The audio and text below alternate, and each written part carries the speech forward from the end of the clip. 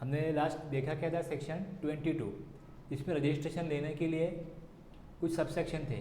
तो 4 सबसेक्शन देखे हमने उसमें। एक तो पहले में क्या था,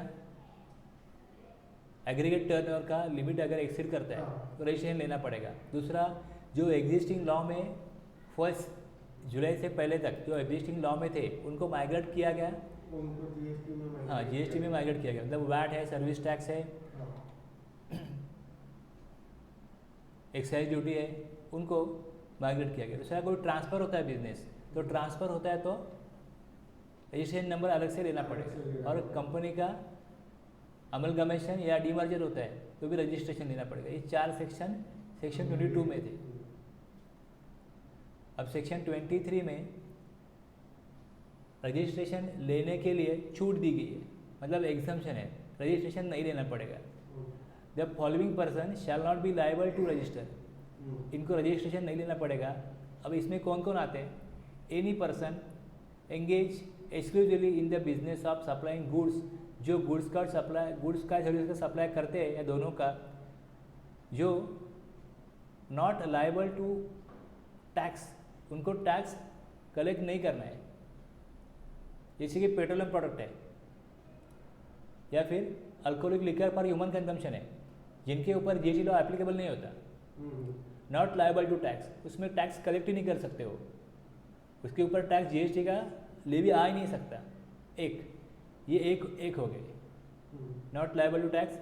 और दूसरा, wholly exempt, wholly exempt from tax, जो सप्लाई होता है उसके ऊपर कोई टैक्स नहीं है, उसको एग्जाम किया गया, मतलब उसको कर मुक्त किया गया, नहीं आएगा इसके ऊपर टैक्स।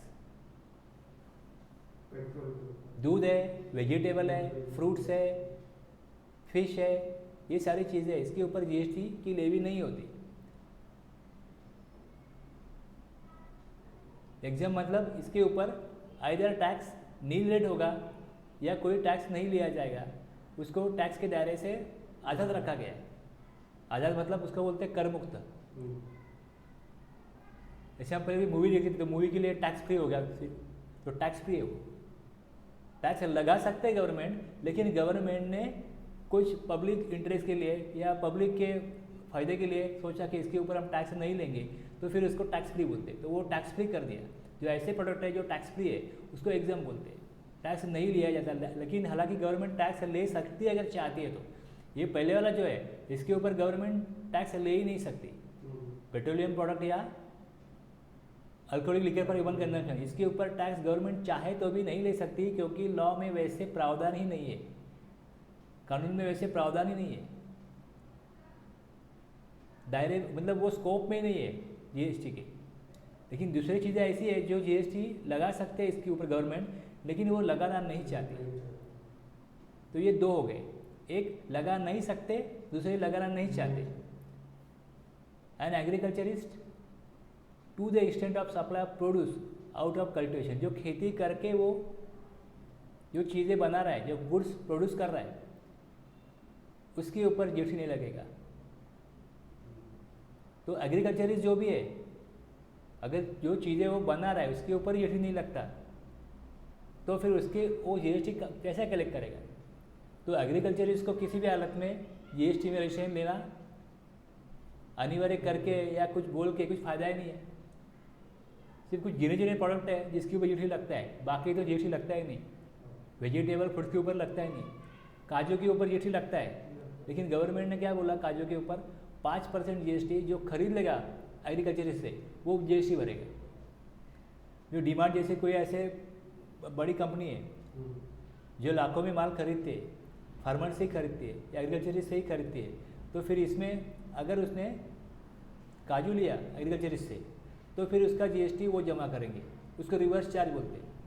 सप्लायर कोई जीएसटी का बिल नहीं बनाएगा, लेकिन अगर कोई टैक्सेबल प्रोडक्ट अगर रिसिपिएंट ने ले लिया, बायर ने ले लिया, तो बायर की जिम्मेदारी है कि गवर्नमेंट को वो जीएसटी पे करे। तो एग्रीकल्चरिस्ट को इसके लिए जीएसटी के रजिस्ट्रेशन से बाहर रखा गया।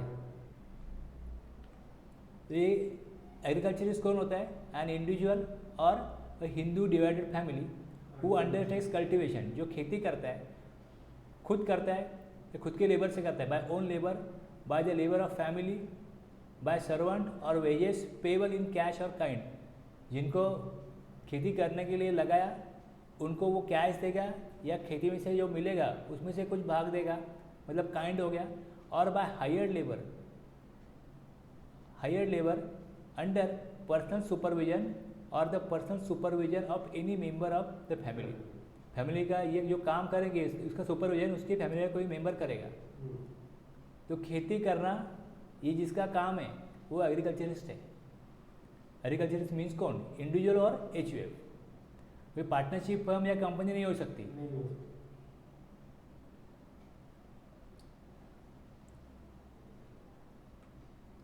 तो अभी जो हमने ये प्रावधान देखा इसमें 4 चीज़ें आ गई। एक, person engage exclusively in the business of supplying goods services और both not liable to tax, एक। दूसरा, होली एग्जाम फ्रॉम टैक्स। तीसरा, एग्रीकल्चरिस्ट। और चौथा, गवर्नमेंट।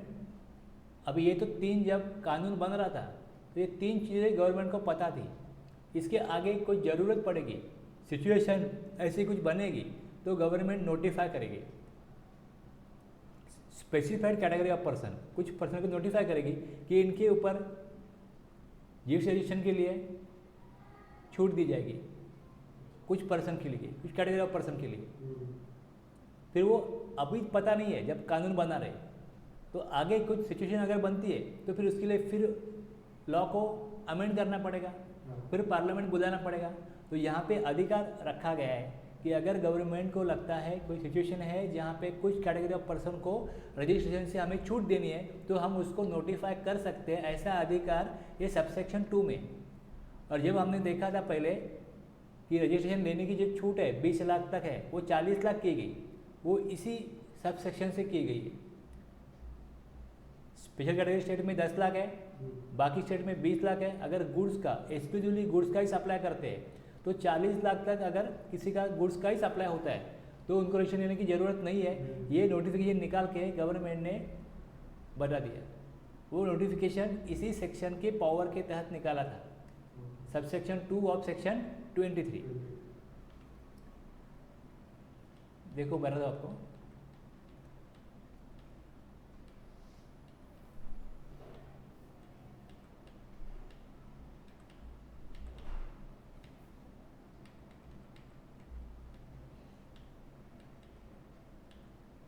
हमने यहाँ बात की थी 20 लाख की, उसके बाद ये बता दिया इसने। देखो सबसेक्शन 2 ऑफ सेक्शन 23, हमारा सेक्शन 22 है जिसमें 20 लाख का 40 लाख तक लिमिट जो है बढ़ा दिया। तो वो बढ़ाया किसने? Hereby specifies the following category of persons as a category of persons exempt from obtaining registration under the said act. Any person who is engaged in exclusively supply of goods and whose aggregate turnover in the financial year does not exceed 40 lakhs. तो 40 लाख तक GST में registration लेने के लिए जिनको छूट दी गई वो इसमें से ये 4 कंडीशन है, ये 4 जो भी ट्रांजैक्शन है उनके लिए नहीं है, बाकी लोगों के लिए, बाकी जो बिजनेसमैन है उनके लिए, बाकी बिजनेसेस के लिए लिमिट 40 लाख का कर दिया गया सेक्शन 23 सबसेक्शन 2 के जो नोटिफिकेशन निकालने का पावर है उसके तहत। तो इसके लिए बताना पड़ेगा नोटिफिकेशन को कि आप नोटिफिकेशन निकाल रहे हो तो कौन सी पावर से निकाल रहे हो। तो इन एक्सरसाइज ऑफ द पावर्स दी गई है सबसेक्शन 2 में सेक्शन 23 में, उस पावर का इस्तेमाल करके नोटिफिकेशन निकाला गया और लिमिट 40 लाख का किया गया।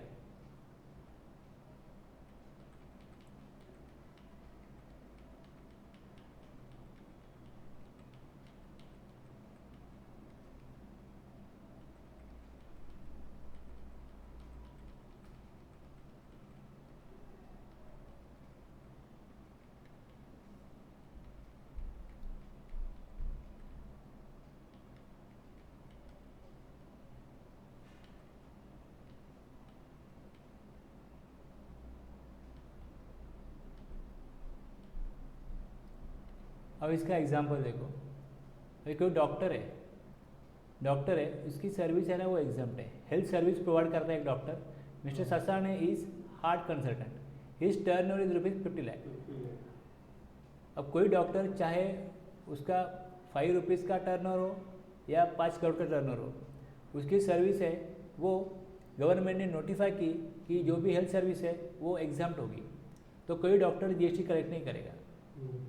ही is not liable for registration though his turnover exceeds threshold limit. Mister Verma, a vegetable vendor supplies vegetable at Dadar, Mumbai, Maharashtra. His turnover exceeds 40 lakhs. अब वेजिटेबल भी ऐसा प्रोडक्ट है जो जीएसटी में एग्जाम किया गया है, नॉट लायबल फॉर रजिस्ट्रेशन, क्योंकि वो एग्जाम्प्ट है.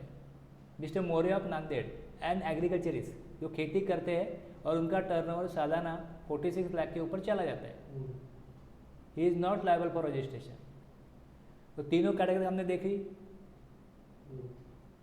जो एग्जाम्प्ट है, जो अभी इसमें देखो, इसमें 3 कैटेगरी आ रहे कि नहीं आ रहे वो देखो पहले, हाँ मत बोलो. अब ये मैंने एग्जाम्पशन वाला बोला वो एक कैटेगरी में है, ये सर्विस का है. ये दूसरा मैंने बोला एग्जाम्पशन का, ये गुड्स का है. मतलब कैटेगरी तो वही हो गई ना एग्जाम्पशन वाली. ओके, ये 1 मिनट. और ये मिस्टर वर्मा वेजिटेबल वेंडर, ये एग्रीकल्चरिस्ट का अलग है, ये और ये सेम है, ये दोनों सेम है. ये देखो एग्जाम्पल एक इसका हो गया एग्जाम वाला, दूसरा हो गया एग्रीकल्चरिस्ट. दोनों कैटेगरी कवर होगी, ये नहीं कवर हुआ. अगर कोई पेट्रोल का सप्लाई कर रहा है या कोई वाइन का दुकान खोल के बैठा है तो उसको यहाँ पे ये लगेगा. रजिस्ट्रेशन करके कोई जीएसटी कलेक्ट नहीं करना है उसको, क्योंकि नॉट लायबल टू टैक्स है. तो इसमें नॉट लायबल टू टैक्स का एग्जाम्पल नहीं है. एग्रीकल्चरिस्ट का एग्जाम्पल है, ये दूसरी कैटेगरी है, और ये भी पहले कैटेगरी में आता है और ये भी पहले कैटेगरी में ही आता है. एग्जाम्प्ट है तो एग्जाम्प्ट है. दूसरा कैटेगरी अगर हम बोल रहे हैं कि दूसरा कैटेगरी ऐसा है जिसमें गवर्नमेंट चाहे तो जीएसटी कलेक्ट कर सकती है, लेकिन गवर्नमेंट ने उसको टैक्स के दायरे से बाहर रखा, उसको एग्जाम कर दिया. एग्रीकल्चरिस्ट को एग्जाम कर दिया, लेकिन उसका जो मटेरियल है, समझो वेजिटेबल है, तो उसके ऊपर जीएसटी लगाया जा सकता है, लेकिन नहीं लगाना है. वेजिटेबल के ऊपर जीएसटी लगाना लॉ में परमिट करता है, लॉ परमिट करता है, लेकिन उनको नहीं लेना है. एग्रीकल्चरिस्ट के ऊपर भी एग्जाम्पशन दे दिया. तो अगर चाहे तो एग्रीकल्चरिस्ट को भी रजिस्ट्रेशन करने के लिए मजबूर किया जा सकता है, लेकिन नहीं करना है उनको, तो एग्जाम्पशन दिया. लेकिन पेट्रोलियम प्रोडक्ट के ऊपर जीएसटी ले ही नहीं सकते. बात को समझो, फिर वो नॉट लायबल टू टैक्स में आता है.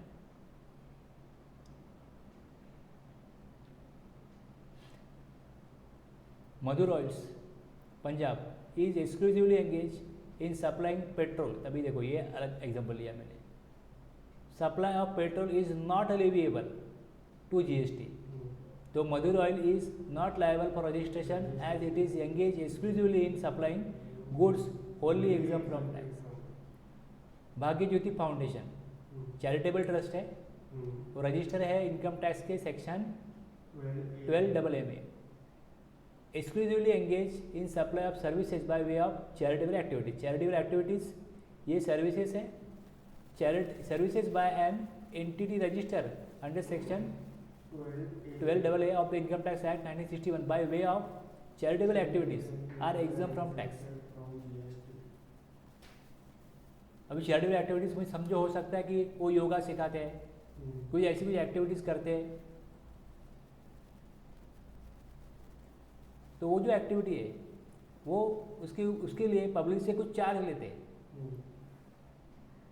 बाबा रामदेव सिखाते हैं ना, तो कुछ चार्जेस लेते हैं ना ऐसा. तो वो चार्जेस के ऊपर जीएसटी नहीं लगाया जा सकता, क्योंकि वो सेक्शन 11 में गवर्नमेंट के पास पावर है. वो नोटिफिकेशन निकालेगी और बोलेगी ये जो सर्विस है, ये चैरिटेबल एक्टिविटी है, कोई ऐसा ट्रस्ट है जो इनकम टैक्स में रजिस्टर है, सेक्शन 12AA के प्रावधान के अनुसार अगर वो वहाँ पे रजिस्टर हो गया, उनकी जो एक्टिविटीज़ है वो एक्टिविटीज़ को हम एग्जाम कर रहे हैं. पब्लिक से वो पैसा कलेक्ट करते हैं. बहुत सारे ऐसे ट्रस्ट है जिनके रिलीजियस कुछ ऑब्जेक्टिव है, लोगों को कुछ योगा सिखाते हैं, बाकी कुछ प्रवचन देते हैं और कुछ चीज़ें सिखाते हैं, मेडिटेशन सिखाते हैं. तो ऐसे ट्रस्ट जो है जो पब्लिक के लिए सोशल वेलफेयर के लिए काम कर रहे हैं, तो फिर उनकी जो एक्टिविटीज़ है अगर उसके ऊपर जीएसटी लगाया जाएगा तो फिर ठीक नहीं है, पब्लिक को अच्छा नहीं लग रहा है, तो फिर गवर्नमेंट नहीं लगाती जीएसटी। लगा सकती है लेकिन नहीं लगाती, क्योंकि वो ट्रस्ट ही इसके लिए बना गया, उसका उद्देश्य ही वो है कि बिजनेस करना, ये उनका मोटिव नहीं है। तो अगर वो ऑब्जेक्टिव नहीं है तो फिर वो कलेक्ट करके वो पैसा क्या करेगी, वो पैसा कलेक्ट करके उसी काम के लिए उसको यूज़ करेगी। जो एक आश्रम है उनका, फिर वो दूसरा आश्रम बनाएंगे, तीसरा बनाएंगे, तो पूरे इंडिया में जितनी जगह है वहाँ तक उनका जो प्रचार प्रसार होगा तो उनका पैसा उसी के लिए यूज़ होगा जो पब्लिक से लिया जाएगा। तो इसके लिए उसके ऊपर कोई जीएसटी नहीं लिया जाएगा। देशबंधु एक एग्रीकल्चरिस्ट है, engage in cultivation of wheat, गेहूँ की खेती करता है वो। His field in the state of Punjab, he was exclusively engaged in supply of wheat cultivated in his field previous year। खेती करना, गेहूं की खेती करना, यही उसका बिजनेस है। तो he is not liable to registration, तो उसको रजिस्ट्रेशन लेने की जरूरत नहीं है, क्योंकि वो exclusively engage in supply of produce, वो प्रोड्यूस ही कर रहा है, खेती ही कर रहा है, कल्टिवेशन ऑफ लैंड ही कर रहा है। लेकिन उसने क्या किया, इस साल में क्या किया उसने, he decided to start trading in rice apart from supplying his wheat product which produce. अब उसका उसमें टर्नओवर हो गया करंट ईयर में 32 लाख का खेती से हो गया, और जो 9 लाख वो ट्रेडिंग ऑफ राइस से हो गया। अब इसमें देखा जाएगा तो ट्रेडिंग ऑफ राइस है ना, ट्रेडिंग ऑफ राइस, इसमें 5% का जीएसटी तब आता है अगर राइस का ब्रांडिंग किया हो। ब्रांडेड राइस है इसके ऊपर 5% जीएसटी लगता है, तो कोई ब्रांड नहीं है तो वो एग्जाम्प्ट होता है। अब ये सीए फाइनल का एग्जाम्पल है जो मैंने लिया है, ये उसकी बुक से लिया है सीए फाइनल के। Since he is engage in trading of rice also, he is not covered under section 23। अब 23 का उसको एग्जाम्पशन नहीं अप्लाई होगा, क्योंकि अब लिमिट जो है वो टैक्सेबल ट्रेडिंग राइस जो कर रहा है, अगर उसने ब्रांड बनाया होगा तो इसके ऊपर वो 5% जीएसटी लेता होगा या उसको लेना पड़ेगा। तो अभी 32 + 9 ये 41 हो गया, 40 लाख को एक्सीड कर दिया, तो उसको रजिस्ट्रेशन लेना पड़ेगा। जैसा उन्होंने आंसर दिया है, इसका मतलब ये निकलता है कि उसके ऊपर राइस के ऊपर जीएसटी लगता है। तो मैंने देखा राइस के ऊपर जीएसटी कितना % है, तो वहाँ पे मैंने ये जानकारी मुझे मिली कि अगर राइस ब्रांडेड है तो 5% जीएसटी आता है, अगर वो अनब्रांडेड है तो कोई जीएसटी नहीं है, वो एग्जाम्प्ट है। तो अभी इसका 41 लाख दिखा के आंसर में ऐसा दिख रहा है कि जीएसटी उसके लिए एप्लीकेबल हो जाएगा, तो इसका मतलब वो राइस जो वो बेच रहा है वो ब्रांडेड है। तो इसका आंसर कोई पूछेगा आपको तो आप उसको यही पूछोगे कि आपका जो राइस है वो ब्रांडेड है या अनब्रांडेड है। अगर ब्रांडेड है तो फिर आपका टैक्सेबल प्रोडक्ट हो गया, और टैक्सेबल प्रोडक्ट और एग्जाम प्रोडक्ट या जो नॉट लिवेबल है उसका मिला के अगर 40 लाख एक्सीड करता है तो रजिस्ट्रेशन लेना पड़ता है। तो इसके लिए फिर वो एक्सीड कर रहा था एग्जाम्प्ट, और एग्रीकल्चरिस्ट का जो प्रोडक्ट है जो सप्लाई हो रहा है उसका 32 लाख का टर्न हो रहा है, और राइस का 9 लाख हो गया, तो 41 लाख अगर हो गया तो रजिस्ट्रेशन लेने का जो लिमिट है वो क्रॉस हो गया। लिमिट चेक करने के लिए, थ्रेशोल्ड लिमिट चेक करने के लिए हम एग्जाम और टैक्सेबल दोनों की टोटल निकालते हैं। अगर टोटल अगर एक्सीड करती है लिमिट को तो रजिस्ट्रेशन लेने के लिए उसको फिर जो प्रोविज़न है सेक्शन 22(1) वो उसको एप्लीकेबल हो जाता है। अभी हमने देखा supplier not liable to tax, एक, दूसरा ऑल होली एग्जाम, दूसरा एग्रीकल्चरिस्ट, ये 3। अब कुछ नोटिफिकेशन है वो हम देखेंगे, कुछ नोटिफिकेशन है।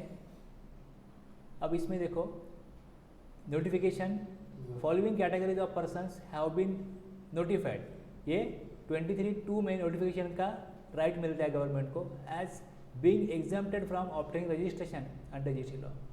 रजिस्ट्रेशन लेने से छूट मिलेगी किन को, तो नोटिफिकेशन जो पहला आया ये 22/6 मतलब जीएसटी एप्लीकेबल होने से पहले आ गया। 1 जुलाई से जीएसटी एप्लीकेबल होना था, उसके पहले गवर्नमेंट ने ये बोला अगर कोई ऐसे पर्सन्स है जो काम करते हैं टैक्सेबल सप्लाईज करने का जिसके ऊपर टोटल टैक्स रिसिपिएंट को ही देना है, मतलब रिवर्स चार्ज के ऊपर, तो अगर सप्लायर को टैक्स कलेक्ट ही नहीं करना है, पावर ही ऐसी है कि अगर आपका जो टैक्सेबल सप्लाई है उसके ऊपर रिसिपिएंट टैक्स देना है। टैक्सेबल आप सप्लाई कर रहे हो, उसके ऊपर टैक्स गवर्नमेंट को मिलना है, लेकिन सप्लायर को नहीं देना है, रिसिपिएंट को देना है। तो सप्लायर रजिस्ट्रेशन क्यों ले? टर्नओवर तो 50 लाख का हो रहा है, लेकिन उसके ऊपर टैक्स जमा करने की जवाबदारी गवर्नमेंट के पास रिसिपिएंट की है, सप्लायर की है ही नहीं। तो सप्लायर रजिस्ट्रेशन लेके गवर्नमेंट को क्या काम, मतलब उससे काम क्या करवाओगे? गवर्नमेंट बोल रही है, गवर्नमेंट को पूछ रहे हैं कि आप क्या काम करवाओगे? हम बोलेंगे ये सप्लाई हमने कर दिया, रिसिपिएंट सप्लाई कर दिया, तो जीएसटी रिटर्न तो कोई भरना नहीं है, कुछ नहीं है उसमें, हमने कोई टैक्स कलेक्ट ही नहीं किया, ना हमें करना है। तो फिर ऐसे पर्सन गवर्नमेंट ने बोला कि आपको रजिस्ट्रेशन देने की ज़रूरत नहीं है। अगर वो चाहे आप सप्लाई गुड्स का करो चाहे सर्विसेज का करो, अगर वही गुड्स का सप्लाई कर रहे हो, ऐसा कोई गुड्स नहीं है जिसके ऊपर आपको टैक्स कलेक्ट करना है, ऐसा कोई सर्विस नहीं है जिसके ऊपर आपको टैक्स कलेक्ट करना है, तो आपको रजिस्ट्रेशन लेने की ज़रूरत नहीं है। Manikaran transporters is a goods transport agency, ये ट्रांसपोर्टर है। अब ये जो ट्रांसपोर्टर है इसका जीएसटी पे करने की जवाबदारी रहती है रिवर्स चार्ज बेसिस पे, जो उसकी सर्विस लेगा उसको, और उसके ऊपर 5% जीएसटी लगता है। कोई कंपनी है जो मैन्युफैक्चरर है, जो अपना रॉ मटेरियल जीटीए से मंगाती है, या अपना फिनिश प्रोडक्ट कहीं बेचने के लिए जीटीए का यूज़ करती है, उपयोग करती है कि ये मेरा मटेरियल है, ये उत्तर प्रदेश में लेके जाओ, ये बिहार में लेके जाओ, यहाँ तो बन चुका है, अब सेल करना है दूसरी स्टेट में तो लेके जाओ, तो फिर वो लेके जाएगा, तो उसका अपना भाड़ा लेगा, उसके ऊपर जीएसटी वो कंपनी को पे करना है, ना कि ट्रांसपोर्टर को। तो ट्रांसपोर्टर को एग्जम्पशन दिया गया। अगर ट्रांसपोर्टर चाहे तो रजिस्ट्रेशन लेके, ट्रांसपोर्टर के लिए ऐसा रूल है कि ट्रांसपोर्टर फॉरवर्ड चार्ज में भी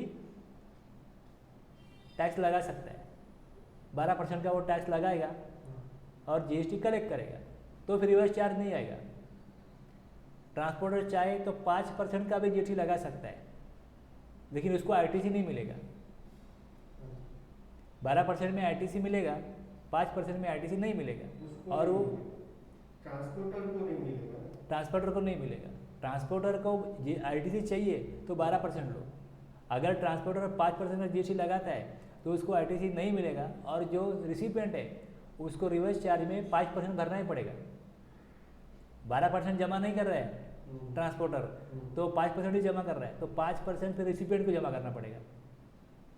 चाहे ट्रांसपोर्टर अनरजिस्टर्ड हो, चाहे ट्रांसपोर्टर 5% का कलेक्ट करता हो, रिसिपिएंट को 5% जमा ही करना पड़ेगा।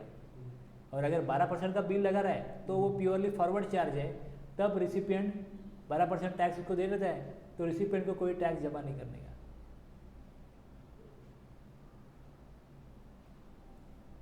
इसके लिए इसमें लॉ कॉम्प्लिकेट हो गया।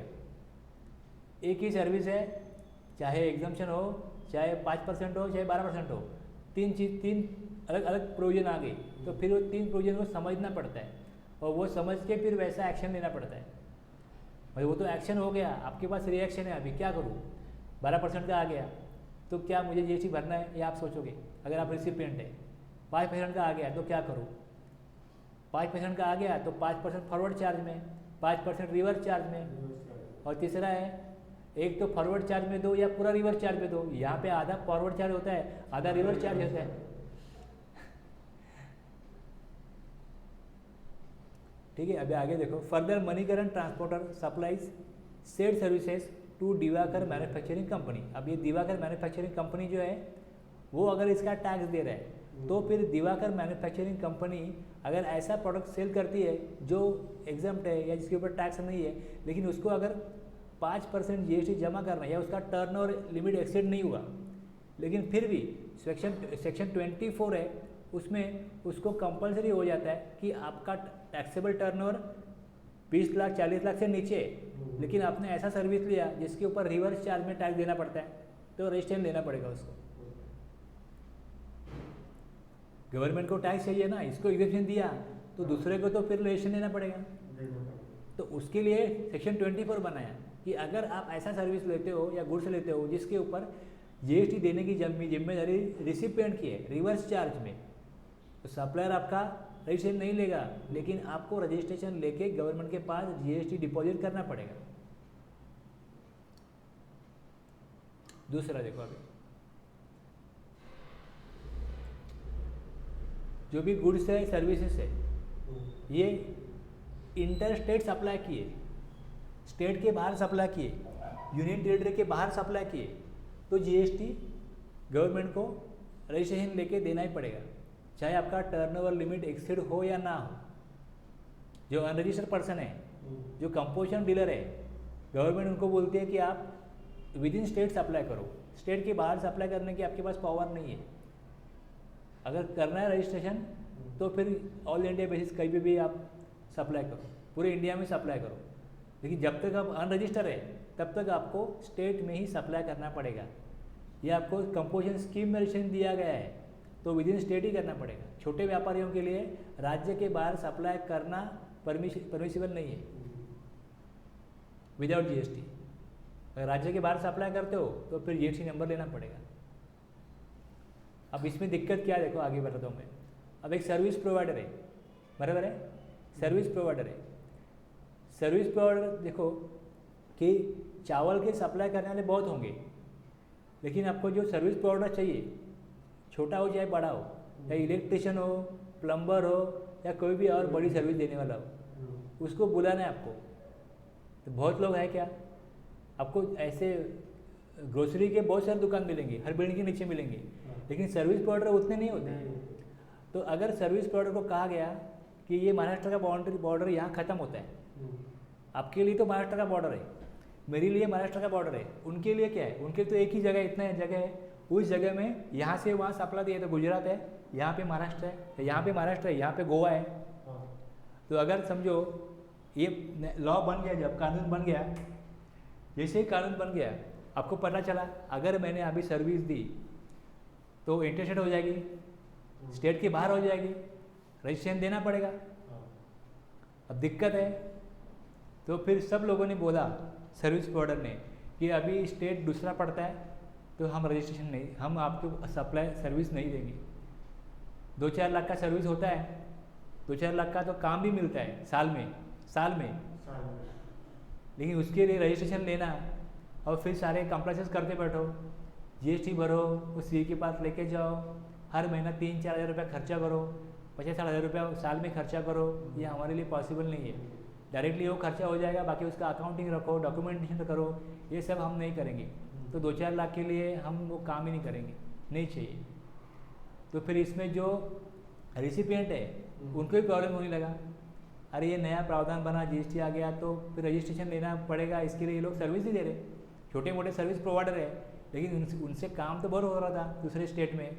तो जो ऐसे बॉर्डर के ऊपर है, उनको बॉर्डर तो फिर प्रदेश की है, उनके लिए तो एक ही प्रदेश है ना।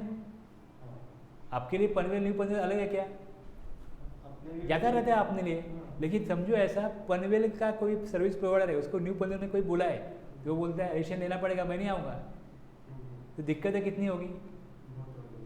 किसी को कुरियर करना है, कुरियर वाला बोलेगा मैं वहाँ से नहीं करूँगा, मैं आपसे अभी कलेक्ट नहीं करने का आऊँगा, मुझे फिर वहाँ ऑफिस निकालना पड़ेगा, वहाँ नंबर लेना पड़ेगा, फिर यहाँ से नंबर लेना पड़ेगा, इंटरस्टेट मैं अभी यहाँ पे ही करूँगा, आपका अभी काम बंद। तो उनके तो आसपास एरिया में कोई है ही नहीं सर्विस प्रोवाइडर, तो उनको दूर जाना पड़ेगा। इसके लिए सर्विस प्रोवाइडर को गवर्नमेंट ने बोला, सर्विस प्रोवाइडर को नोटिफिकेशन निकाल के, अगर कोई सर्विस प्रोवाइडर है वो चाहे इंटरस्टेट सप्लाई करे या इंटरस्टेट सप्लाई करे, जब तक उसका टर्नओवर लिमिट उस स्टेट के लिए अगर 20 लाख है या 10 लाख है, जब तक वो एक्सीड नहीं करता तब तक वो इंटरस्टेट सप्लाई भी कर सकता है सर्विसेज का। दिक्कत किसको आ रही थी, गुड्स तो मिल जाते हैं ना, मैंने बोला गुड्स तो मिलते हैं। हाँ हाँ, सर्विस प्रोवाइडर को भी दिक्कत थी और सर्विस लेने वालों को भी दिक्कत थी। तो मतलब पब्लिक का अगर कोई नुकसान हो रहा है, व्यवस्था बनाने के लिए हम कानून बनाते हैं, लेकिन यहाँ तो व्यवस्था गड़बड़ हो रही थी।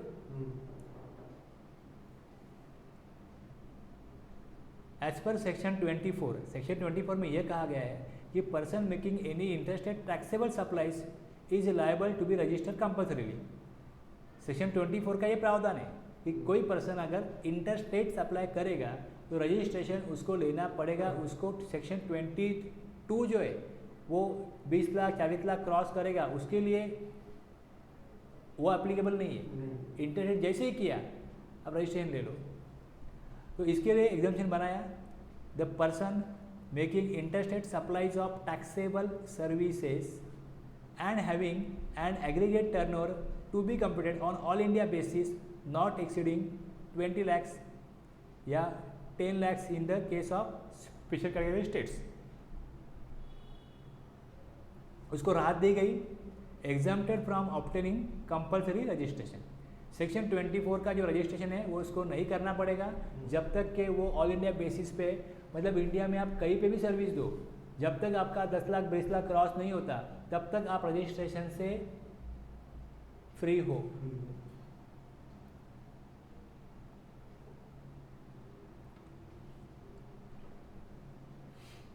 Dhola and Company, located in Delhi, has engaged in supply of taxable goods in the neighboring state of Punjab and Haryana. Its aggregate turnover in current financial year is 10 lakh. Since it is engaged in making interstate taxable supply of goods, it is required to register and mandatorily under GST irrespective of its aggregate turnover. अभी देखो ये तो ठीक है, वो interstate supply कर रहे हैं, लेकिन अगर वो गुड्स का सप्लाई कर रहे हैं तो रजिस्ट्रेशन लेना पड़ेगा। लेकिन अगर यही केस है और डोला एंड कंपनी जो है वो टैक्सेबल सर्विसेज का सप्लाई करते हैं तो उनको रजिस्ट्रेशन नहीं लेना पड़ेगा जब तक वो 20 लाख क्रॉस नहीं करते। दिल्ली का जो लिमिट है वो 20 लाख है सर्विसेज का। गुड्स का 1 रुपये का भी सप्लाई करो, गुड्स के लिए एग्जाम्पशन नहीं है। ये एग्जाम्पल इसलिए बताया गया कि जो एग्जाम्पशन है, जो नोटिफिकेशन है, जो प्रभाव डालता है सर्विसेज के ऊपर, ना कि गुड्स के ऊपर। तो गुड्स का कोई भी इंटरनेट सप्लाई कोई करेगा तो उसको रजिस्ट्रेशन लेना अनिवार्य होगा, लेकिन एग्जाम्पशन सर्विसेज के लिए जब तक उस स्टेट की जो लिमिट है वो 20 लाख है तब तक अगर वो चाहे तो इंटरनेट सप्लाई कर सकता है सर्विसेज का, और उसके ऊपर सेक्शन 24 एप्लीकेबल नहीं होगा, उसको रजिस्ट्रेशन नहीं देना पड़ेगा।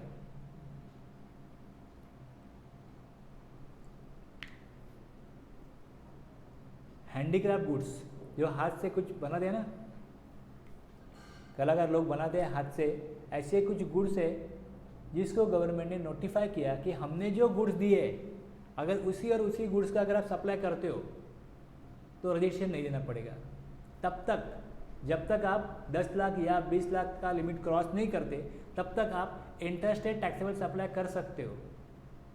इंटरस्टेट मतलब ये गुड्स भी है, लेकिन कौन से गुड्स? ये वाले गुड्स जो नोटिफाई किए, handicraft goods. The following cases persons making interstate, ये भी इंटरस्टेट है, of goods have been exempted from obtaining registration.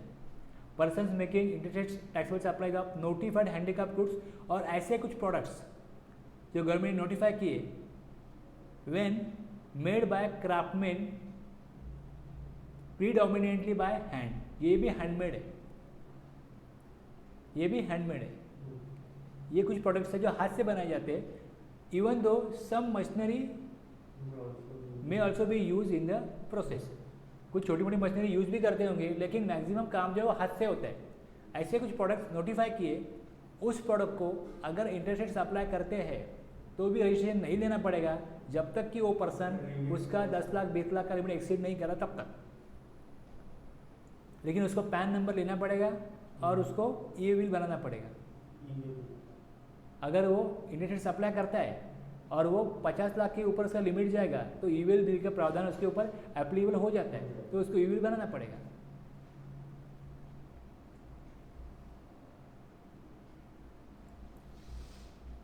जैसे ये लोग हैं, अभी देखो यहाँ पे एग्जांपल, मध्य प्रदेश का अरीजा प्राइवेट लिमिटेड है, is supplier of taxable and notified handicraft goods. It supplies this goods neighbouring state, Uttar Pradesh में सप्लाई करते हैं, उड़ीसा में भी सप्लाई करते हैं, और उनका टर्नओवर 15 लाख का है।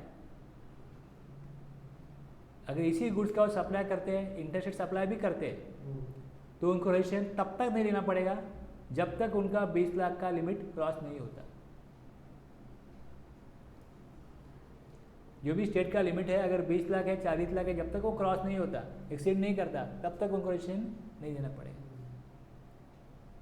चाहे वो सप्लायर ऑफ गुड्स टैक्सेबल हो, सप्लाई हैंडीक्रैफ्ट गुड्स का है, ये नोटिफाइड गुड्स है, वो टैक्सेबल हो चाहे एग्जाम्प्ट हो, जब तक वो टर्नओवर लिमिट एक्सीड नहीं करते तब तक उनको रजिस्ट्रेशन लेने से राहत दी गई है इस नोटिफिकेशन की वजह से। अब आगे एक कंसेप्ट है, जैसे ये इस स्टेट में उनका बिजनेस है, उस बिजनेस का उनका फिक्स प्लेस है। सर का बार-बार फोन आ रहा है, कुछ इमरजेंसी। इसमें एक कंसेप्ट दिया गया है कैजुअल टैक्सेबल पर्सन का। अब जैसे मैं यहाँ पे बता रहा था कि ये जो अरीजा प्राइवेट लिमिटेड है उसका फिक्स प्लेस ऑफ बिजनेस है उसी स्टेट में। लेकिन अगर आपको किसी दूसरे स्टेट में, अब अगर अभी आप महाराष्ट्र में बिजनेस कर रहे हो और आपको कोई कॉन्ट्रैक्ट मिलता है समझो गोवा में, तो फिर गोवा में कितने दिन कॉन्ट्रैक्ट चलेगा? 15 दिन, 20 दिन, 1 महीना, 2 महीना, 2 महीने के ऊपर नहीं चलेगा। और फिर आगे कॉन्ट्रैक्ट मिलने की कोई चांसेस है, हो सकता है कि नहीं? तो अगर आप गोवा में जाके काम करते हो तो आपको रजिस्ट्रेशन लेना पड़ेगा गोवा में भी। आपका ऑलरेडी महाराष्ट्र में रजिस्ट्रेशन लिया हुआ है, लेकिन गोवा में तो आपका परमानेंट कोई प्लेस नहीं है, कोई फिक्स प्लेस ऑफ बिजनेस नहीं है। यहाँ से जाके वो कॉन्ट्रैक्ट ख़त्म किया तो फिर आगे काम कोई मिलेगा नहीं, मिलेगा तो आगे देखेंगे, लेकिन अभी तो कोई चांसेस नहीं है। तो उसी में ऐसे अगर सिचुएशन में जो पर्सन दूसरे स्टेट में कुछ लिमिटेड पीरियड के लिए काम करता है और उसका कोई फिक्स प्लेस ऑफ बिजनेस नहीं है, तो उसको कैजुअल टैक्सेबल पर्सन कहा जाता है। कैजुअल टैक्सेबल पर्सन उसको कहा जाता है।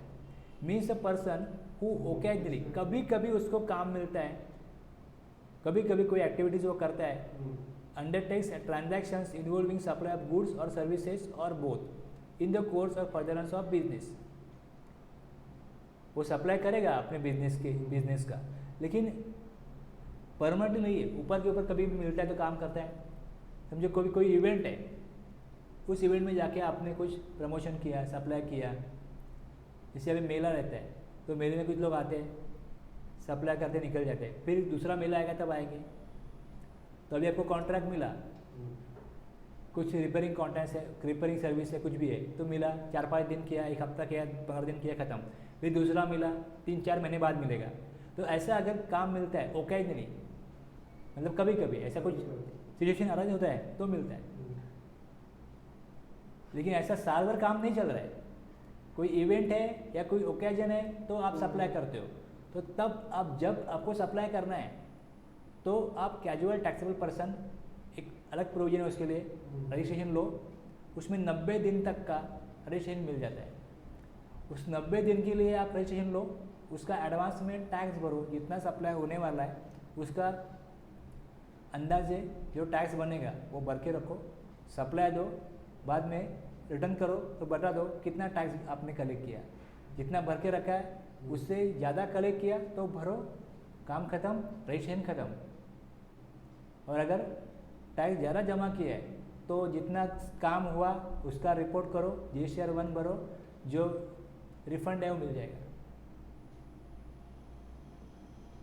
तो अगर कोई कैजुअल टैक्सेबल पर्सन है और वो दूसरे स्टेट में सप्लाई करता है, वहाँ पे उसका कोई फिक्स प्लेस ऑफ बिजनेस नहीं है, no fix place of business, okay.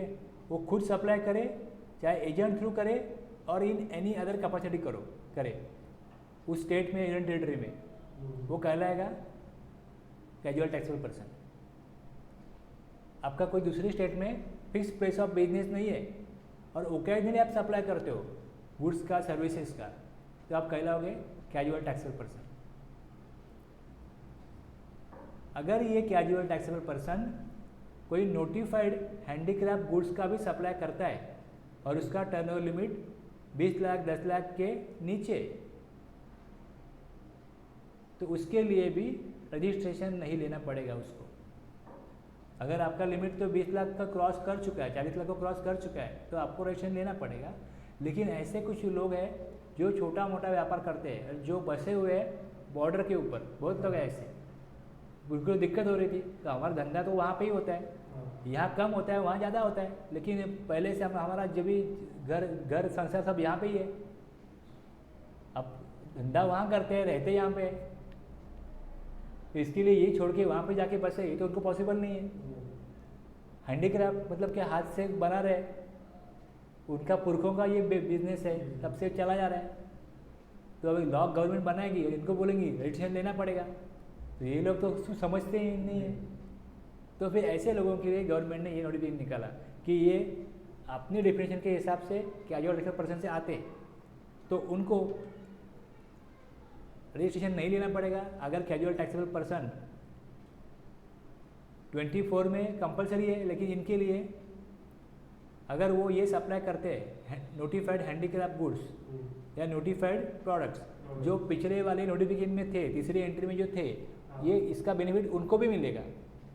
ये नोटिफिकेशन है, इसका बेनिफिट कैजुअल टैक्सेबल पर्सन को भी मिलेगा, ये नोटिफिकेशन में कहा गया।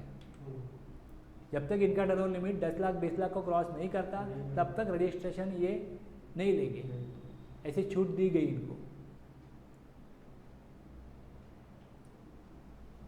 और अभी ये पांचवा है, अभी गवर्नमेंट ने जो गवर्नमेंट टैक्स लेती है, एक फॉरवर्ड चार्ज लेती है, दूसरा रिवर्स चार्ज लेती है, और तीसरा गवर्नमेंट ने ये प्रावधान बनाया कि अभी कुछ सर्विसेज जो है वो ऑनलाइन दी जा रही है। मतलब फ्लिपकार्ट है, अमेज़ॉन है, ऐसे कुछ वेबसाइट्स है जो दूसरों को बिजनेस करने के लिए एक प्लेटफॉर्म दे रहे हैं कि हमारे वेबसाइट यूज़ करो और आपको काम मिल जाएगा। तो गुड्स तो लोग लेते ही है, लेकिन सर्विसेज भी लेते हैं। कुछ वेबसाइट है, अगर आप उनको कॉल करेंगे, ये जस्ट डायल है, जस्ट डायल पे आप कॉल कर पूछोगे कि मुझे प्लम्बर चाहिए, इलेक्ट्रिशियन चाहिए, तो आपको सर्विस मिलेगी। वो कोई आपको होटल बुक करना है, ओला उबेर तो बुक करते हैं ना, होटल है, वैसे हाउसकीपिंग सर्विस है वो भी मिलती है, कोई भी सर्विस मिलती है। तो गवर्नमेंट ने सेक्शन 95 बनाया, इसमें गवर्नमेंट ने ये बोला कि हम कुछ सर्विसेज नोटिफाई करेंगे और उसमें अगर eco through, electronic commerce operator through अगर वो सर्विस बुक कीजिए तो इलेक्ट्रॉनिक कॉमर्स ऑपरेटर को टैक्स देना पड़ेगा। अभी ओला उबेर कौन है? ईसीओ है, जिनके थ्रू एक आदमी खड़ा है, वो ऐप यूज़ करता है, उसको मालूम पड़ता है व्हीकल कहाँ पे, व्हीकल वाले को मालूम पड़ता है कस्टमर कहाँ पे, वो आके पैसेंजर को कलेक्ट करता है। वो इसके ऊपर जो कंसिडरेशन चार्ज किया गया है उसके ऊपर जीएसटी है। ये पैसेंजर सर्विस है, इसका जीएसटी अगर आप कैश पेमेंट करोगे तो ड्राइवर के पास चला जाएगा, लेकिन उसका डेटा तो है कंपनी के पास। कंपनी क्या करेगी? उसके ऊपर जीएसटी भरेगी। या आपने उसका ऑनलाइन पेमेंट कर दिया तो वो पेमेंट कंपनी को मिलेगा। कंपनी अपना कमीशन जीएसटी काट के बाकी अमाउंट जो है ड्राइवर की या जो व्हीकल ओनर है उसको दे देगा, लेकिन गवर्नमेंट को टैक्स मिल गया। तो ये प्रोविजन बनाने से गवर्नमेंट को टैक्स मिला। अगर कोई ईसीओ थ्रू कोई सर्विस अगर सप्लाई करता है तो हम सर्विसेज नोटिफाई करेंगे, उस सर्विसेज को सेक्शन 95 के तहत टैक्स जमा करना पड़ेगा, उसकी जिम्मेदारी होगी। तो गवर्नमेंट ने उसमें 3 सर्विसेज नोटिफाई की। एक तो ये पैसेंजर ट्रांसपोर्ट सर्विस, जैसे ईसीओ उबेर वाली। दूसरी होटल बुकिंग किया अगर आपने, आप किधर गांव जा रहे हो, आपको गोवा जाना है, घूमने के लिए जाना है, तो आप क्या करते हो? होटल बुकिंग करते हो, घर से ही करते हो बुकिंग। अगर होटल रजिस्टर है तो होटल जीएसटी देगा, होटल रजिस्टर नहीं है तो ईसीओ जो है वो जीएसटी देगा। वैसे ये हाउसकीपिंग सर्विस है, वो अगर कोई लेता है ईसीओ थ्रू, कारपेंटर, प्लम्बर ऐसे कुछ लेता है ईसीओ थ्रू, तो ईसीओ उसका जीएसटी देगा। तो यहाँ क्या बताया गया? Person making supplies of services other than, person making supplies of services other than supplies specified under section 95 through eco. Other than बोला ना, तो अदर देन में ये 3 सर्विस नहीं आएगी। ये 3 सर्विस की बात नहीं कर रहे हैं हम, नोटिफिकेशन ये बोल रहा है हम ये 3 सर्विस की बात नहीं कर रहे जो 95 के ऊपर टैक्स गवर्नमेंट ने लगाया हुआ है।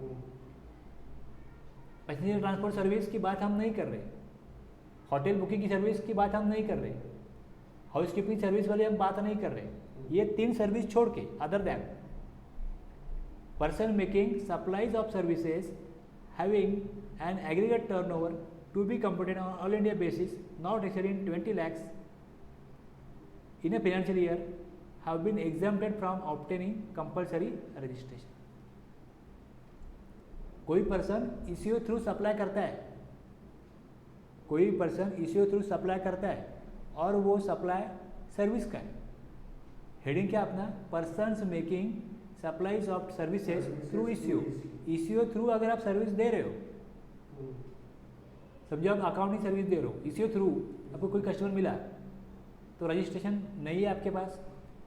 जब तक आपका टर्नओवर लिमिट मिजोरम, त्रिपुरा, मणिपुर, नागालैंड के लिए 10 लाख है, बाकी स्टेट के लिए 20 लाख है सर्विसेज का, वो जब तक एग्रीगेट टर्नओवर लिमिट एक्सीड नहीं करता तब तक आप ईसीओ थ्रू सर्विस बिंदास दो, आपको रजिस्ट्रेशन नहीं लेना पड़ेगा, क्योंकि सेक्शन 23 सबसेक्शन 2 का जो पावर है उससे गवर्नमेंट ने ये नोटिफिकेशन निकाला और ये नोटिफिकेशन आपको प्रोटेक्ट करता है, रजिस्ट्रेशन लेने के लिए आपको खुला रखता है। आप मत लो रजिस्ट्रेशन, चलेगा।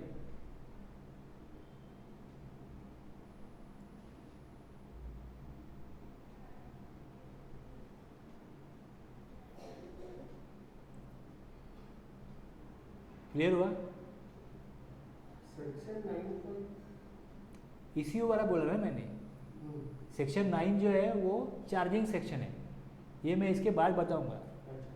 सेक्शन 9 में ये कहा गया कि आपको जीएसटी कब लेना है, किसके ऊपर लेना है। जीएसटी लगेगा सप्लाई के ऊपर, जब सप्लाई करोगे तो जीएसटी लेना पड़ेगा, सप्लाई के ऊपर जीएसटी है। लेकिन कब लगेगा ये अपने को बता रहा है सेक्शन 22, सेक्शन 24 कब लगेगा, किसके ऊपर लगेगा, सप्लाई के ऊपर लगेगा। सप्लाई क्या है सेक्शन 7 बताएगा, सप्लाई मिक्स सप्लाई क्या है, कंपोजिट सप्लाई क्या है सेक्शन 8 बताएगा। सेक्शन 9 में सेक्शन 9(1) और 9(2) ये फॉरवर्ड चार्ज के बारे में बताता है। सेक्शन 9(3), 9(4) रिवर्स चार्ज के बारे में बताता है। और तीसरा 9(5) ये ईसीओ थ्रू अगर आपने सप्लाई किया तो नोटिफाई करेगी गवर्नमेंट सर्विसेज। अगर वो सर्विसेज नोटिफाई की गई सर्विस अगर आपने दी तो सेक्शन 5 में ईसीओ को टैक्स देना पड़ेगा। अब यहाँ पे तो आप समझो एक 3 सर्विस छोड़ के कोई सर्विस दे रहे हो ईसीओ थ्रू, तो टैक्स देने की जिम्मेदारी सेक्शन 24 है। उसमें ऐसा कहा था कि अगर कोई ईसीओ थ्रू सप्लाई सर्विस कर देता है तो उसको रजिस्ट्रेशन लेना पड़ेगा। एग्जाम्पशन कब आता है, एग्जाम्पशन कब आता है, जब कोई एग्जाम्पशन की बात कर रहा हूँ मैं, ये नहीं पूछ रहा हूँ रजिस्ट्रेशन कब आता है, मैं ये पूछ रहा हूँ एग्जाम्पशन कब आता है। ये 3 सर्विस जो सप्लाई मतलब वो हाउस कीपिंग, होटल सर्विस और इसमें आता है वो वेबसाइट है। आप वो सीरियल देखते हो तारक मेहता का उल्टा चश्मा, उसमें जेठालाल उसके बेटे को डांटता रहता है ऐसा, और फिर वो जेठालाल के पिताजी है ना, क्या नाम उनका, चंपक चाचा आते हैं, वो उसको बोलते क्या हुआ जेठा तू चुप बैठ मैं देखता हूँ। मतलब जैसे ये कुछ बोल रहा है उसको चुप कौन कराता है, पिताजी। वैसे अगर पिताजी भी बोलते ही नहीं है तो फिर ग्रैंडपा कुछ बोलेंगे क्या, कुछ काम ही नहीं है ग्रैंडपा का। ये वैसे यहाँ पे अगर कोई सर्विसेज है, कोई गुड्स है जो टैक्सेबल हो रही है, जिसमें आपको रजिस्ट्रेशन लेना पड़ रहा है, तब आपको एग्जम्पशन मिलेगा ना। अगर वहाँ पे कोई प्रावधान ही नहीं है तो उसको आप मत लो, बोलने वाला कोई आएगा क्या। अगर ये अपने बेटे को डांट रहे तो नाना जाके बोलेंगे, दादा जाके बोलेंगे अरे क्यों डांट रहे हो, छोड़ो। वैसी बात है ये। सेक्शन 24 में अगर आप ईसीओ थ्रू सर्विस देते हैं, देखो 10 लाख 20 लाख की बात कहाँ की गई है, सेक्शन 22(1) में। हाँ तो वो तो है ही नहीं ना। यहाँ पे क्या बोल रहे हैं 22, अगर 22 जब आप 10 लाख 20 लाख का क्रॉस करोगे तो रजिस्ट्रेशन लेना पड़ेगा। लेकिन रजिस्ट्रेशन अभी लेने की ज़रूरत है ये कहाँ कहा गया, तो 24 में। अगर कोई ईसीओ थ्रू सर्विस देता है तो उसको रजिस्ट्रेशन लेने के बाद सेक्शन 24 में 24 बोलता है उसको रजिस्ट्रेशन लेना पड़ेगा।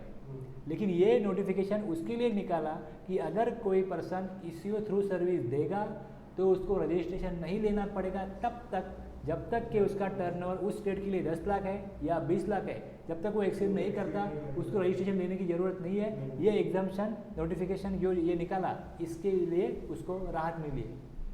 अदरवाइज उसके ऊपर सेक्शन 22 अप्लीकेबल हो ही नहीं रहा था। क्योंकि टर्नओवर लिमिट तो कम है। कम है। फिर ज़रूरत क्या थी नोटिफिकेशन की? ज़रूरत इसलिए थी क्योंकि ईसीओ थ्रू सर्विस दिया तो रजिस्ट्रेशन लेना कंपलसरी था, सेक्शन 24 में बताया था। अब उसकी पावर ख़त्म हो गई, नोटिफिकेशन निकाला कि अरे छोड़ो उसको मजबूर मत करो, जब तक वो 10 लाख 20 लाख क्रॉस नहीं करेगा तब तक उसको चलने दो उसका सर्विस। ये 5 नोटिफिकेशन है जिससे कुछ पर्सन्स को गवर्नमेंट ने राहत दी है कि रजिस्ट्रेशन आपको नहीं लेना पड़ेगा अगर आपके लिए एप्लीकेबल हो रहा है सेक्शन 24 से या 22 से, फिर भी आप रजिस्ट्रेशन मत लो। एक, persons only engage in making taxable supplies, total tax कौन जमा कर रहा है? रिवर्स चार्ज में रिसिपिएंट, तो सप्लायर को रजिस्ट्रेशन नहीं लेना पड़ेगा। दूसरा, चाहे सर्विसेज आप इंटरस्टेट दो इंट्रास्टेट दो, जब तक आपका स्टेट का जो टर्नओवर लिमिट है एक्सीड नहीं करता तब तक आपको रजिस्ट्रेशन नहीं लेना पड़ेगा। दूसरा हमने देखा नोटिफाइड हैंडीक्राफ्ट गुड्स, ठीक है, अगर कोई पर्सन उतना ही सप्लाई करता है या कैजुअल टैक्सेबल पर्सन भी वो सप्लाई करता है, इंट्रास्टेट करे इंटरस्टेट करे, रजिस्ट्रेशन नहीं लेना पड़ेगा। और अभी हमने लास्ट देखा ईसीओ थ्रू अगर सर्विस कोई दे रहा है, सर्विसेज सप्लाई कर रहा है और अगर उसका टर्नओवर लिमिट एक्सीड नहीं करेगा तब तक उसको राहत मिलेगी रजिस्ट्रेशन से। ये 5 सर्विसेज है। अब ये समझ में आ गया। सेक्शन 23(1)(a) में एक नॉट लायबल फॉर टैक्स, दूसरा होली एग्जाम, तीसरा एग्रीकल्चर इसको टैक्स देना ही नहीं होता है तो उनके लिए भी रजिस्ट्रेशन नहीं देना पड़ेगा। और अभी हमने नोटिफाइड 5 एक्टिविटीज़ देखी, वो पर्सन कोई वो एक्टिविटीज़ करता है, वो सप्लाई करता है तो उसको रजिस्ट्रेशन लेने की ज़रूरत नहीं है। एक नॉट लायबल टू टैक्स, दूसरा होली एग्जाम फ्रॉम टैक्स, तीसरा एग्रीकल्चर इज, चौथा नोटिफाइड सर्विसेज। ये चार को हमने समझा। तो अभी सेक्शन 22(1) में देखो हमने क्या देखा कि एग्रीगेट टर्नओवर है, अगर वो एक्सीड करता है तो मैंडेटरीली रजिस्ट्रेशन लेना पड़ेगा। दूसरा, ये इरेस्पेक्टिव ऑफ एग्रीगेट टर्नओवर के अलावा सेक्शन 22(2) में जो एग्जिस्टिंग मतलब जो पहले रजिस्ट्रेशन या लाइसेंस दूसरे लॉ में था उनको माइग्रेट किया। तीसरा देखा हमने कोई बिजनेस ट्रांसफ़र होता है, समझो प्रोप्राइटर की समझो डेथ हो जाती है तो उसका जो भी वारिस है उसको रजिस्ट्रेशन लेना पड़ेगा। कोई बिजनेस है डीमर्जर होता है अमरमेशन, बस उनके लिए। अभी सेक्शन 24 हमने जो जैसे बाद में आ गया, इसमें कुछ एक्टिविटीज़ कुछ ट्रांजैक्शंस है अगर वो आप करते हैं तो आपको रजिस्ट्रेशन लेना अनिवार्य होगा। तो ये देखा हमने मैंडेटरी में एक कैटेगरी बनाया बेस्ड ऑन टर्नओवर और दूसरा कुछ एक्टिविटीज़ जो करते हैं उनके लिए ये 4 सेक्शन है। और कोई चाहे तो अपने इच्छा से भी रजिस्ट्रेशन ले सकता है, ये सेक्शन 25(3) में आगे आएगा, ठीक है। बाकी अभी है नॉट रिक्वायर्ड, अभी हमने ये कंप्लीट किया। रजिस्ट्रेशन नहीं लेना पड़ेगा सेक्शन 23। इसमें 3 हमने देखे, एक एग्जाम्प्टेड प्रोडक्ट है, दूसरा नॉट लायबल फॉर टैक्स है, एग्रीकल्चरिस्ट है, और नोटिफिकेशन गवर्नमेंट निकालेगी उन पर्सन्स को उसका बेनिफिट मिलेगा वो नोटिफिकेशन का।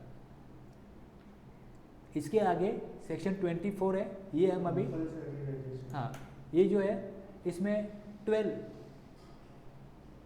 सब सेक्शन है, 12 ये देखो।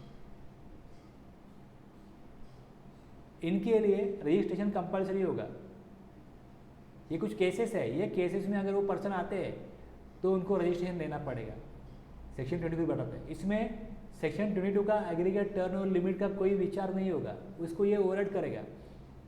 जो भी बात चाहे कही है सेक्शन 22 में, इसको छोड़ो। अभी ये हम बता रहे हैं, उससे क्या होगा, रजिस्ट्रेशन लेना पड़ेगा। जैसे हमने बात की थी, person making any interstate supply, अगर इंटरस्टेट सप्लाई किया ₹1 का भी किया, रजिस्ट्रेशन लेना पड़ेगा। कैजुअल टैक्सेबल पर्सन को रजिस्ट्रेशन लेना पड़ेगा।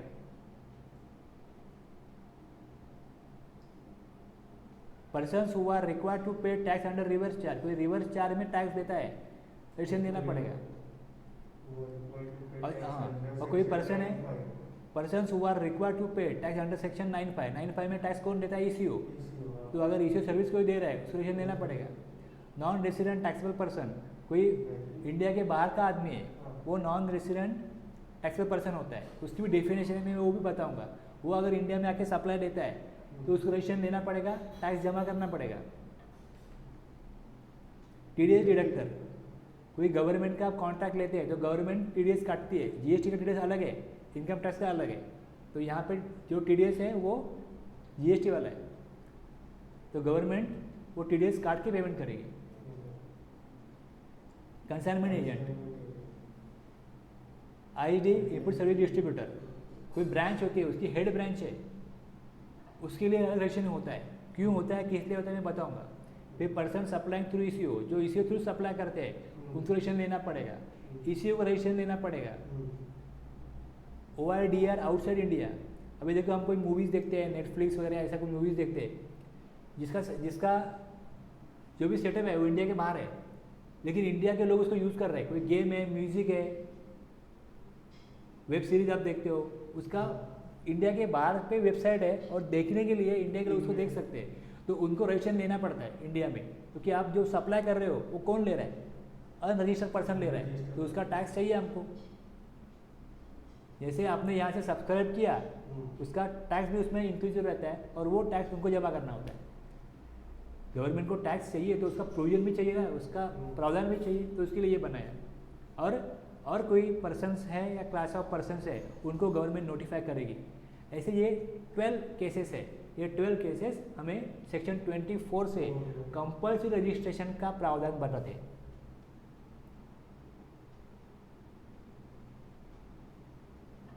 तो 1 बाय 1 फिर मैं आगे कंटिन्यू करूँ। क्लोज करूँ आज के लिए।